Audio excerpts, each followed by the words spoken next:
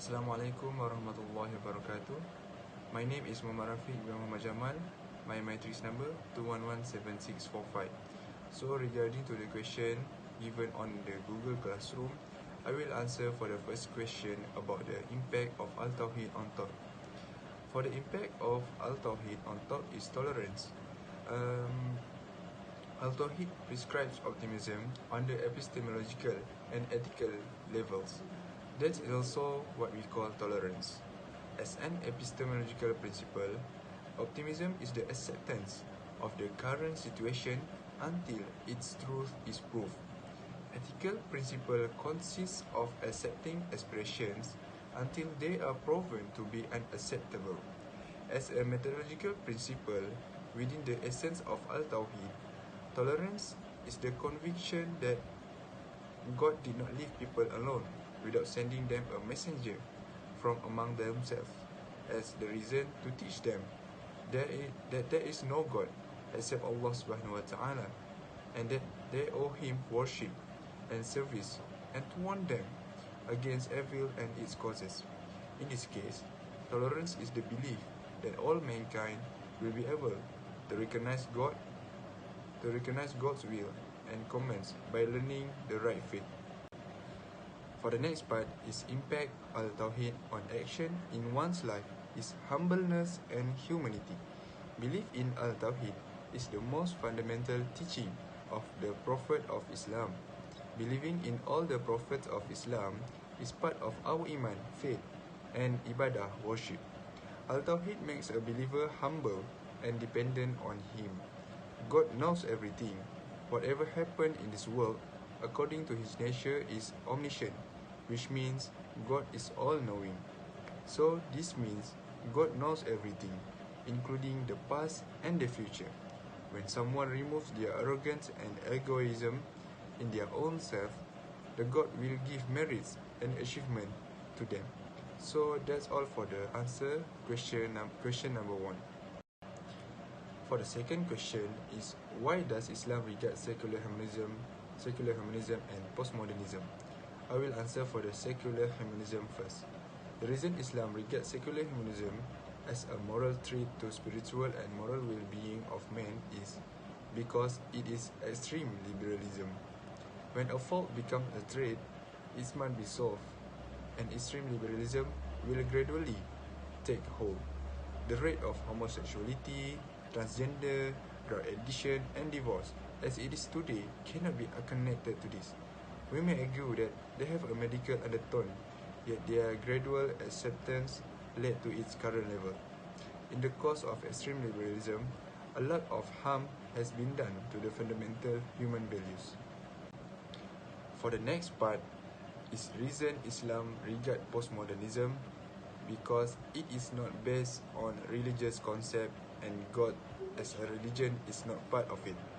Religion is not superior in relation to ethics. It is because for postmodernist ethical thought, religion is worthless and useless for ethics. The Islamic spiritual ethics is religious and sacred, whilst postmodernist ethical thought is highly concerned with the human good of the worldly life. Assalamualaikum warahmatullahi wabarakatuh. My name is Muhammad Zikri Adib bin Muhammad Sahimi and my matric number is 2112197. It is my turn to give my opinion on the impact of Al-Tawhid on thoughts and action in one's life. In my opinion, the impact of Al-Tawhid on thoughts and action in one's life is the individual will get a wider look on this world. Tawhid helps us to contain and see the bigger picture in. Once a person truly believes in Allah, he looks at life from a broadened perspective. So whenever anything goes wrong, a believer will realize that it cannot be taken at face value because things aren't always as they seem. Because Allah is the best planner and everything that happens in the world have a reason. So hence, we should always be content with Allah's decree and know there is some betterment in store for us. Secondly, the impact of Al-Tawhid on thoughts and action in one life is dignity and self-esteem. This belief produces in man the highest degree of self-respect and self-esteem.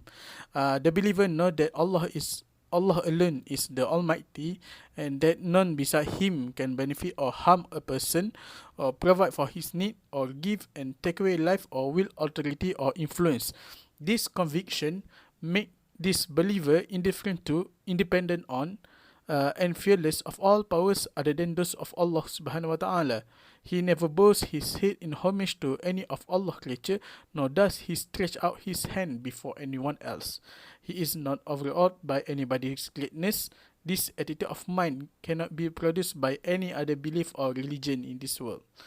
So that concludes my answer for question 1. Moving on to the question 2. The question is, why does Islam regard secular humanism and postmodernism as a moral threat to the spiritual and moral well-being of a man?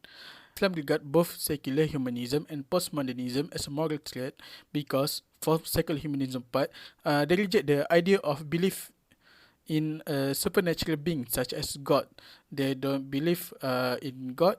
So it is really wrong with what Islam teach because it have break the first part of the 5 pillar in the Islam, that is profession of Shahada. The belief that there is no God but Allah subhanahu wa ta'ala and Muhammad is the messenger of Allah. Because of this, humanism have break the first part of 5 pillar in Islam because they do not believe in God in the first part, and we cannot accept this ideology. That's why Islam regards secular humanism as a moral threat to the spiritual and moral well-being of a man. There are 2 factors that make a person coward. First is fear of death and a desire for safety encourage people to be despondent and rash, but Tawhid slices and removes this cowardly perception from man's consciousness. His Lord owns his life, property and intelligence. No weapon, no man, and no animal has the authority to take his life and possession. Time has been set aside for him, and all the forces of the universe unite will not be able to take away anyone's life before that time. According to Al-Tawhid, a believer must surrender his bodily and spiritual parts to his Lord's will as manifest and measured by him. It is the most significant influence of La ilaha illallah on the personality and spirituality of believers. Sin is known to him whether it is committed in secret or out in the open, in a lonely corner, in the dead of night. Thoughts and intention, whether harmful or good, cannot be hidden from his gaze. For humanists, they are crucial for global progress, which is accompanied by a decline in religious interest. Humanism and religion, on the other hand, are not 2 sides of the same coin because secular humanism rejects religious belief.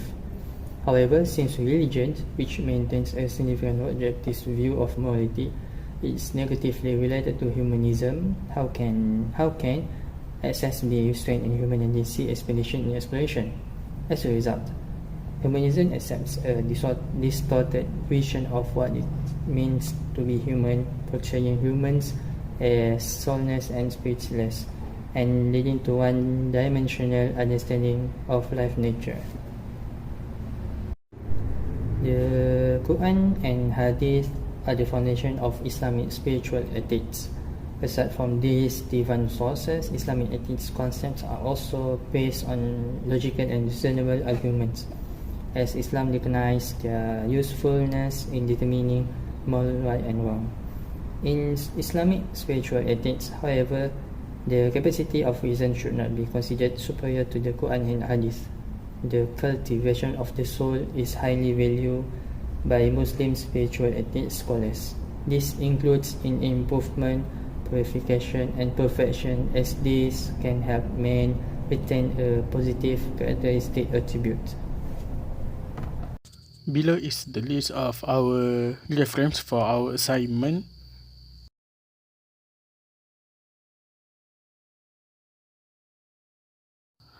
That's all from our presentation today. Thank you very much for listening for our presentation. Thank you very much, and Assalamualaikum warahmatullahi wabarakatuh from us Group 9.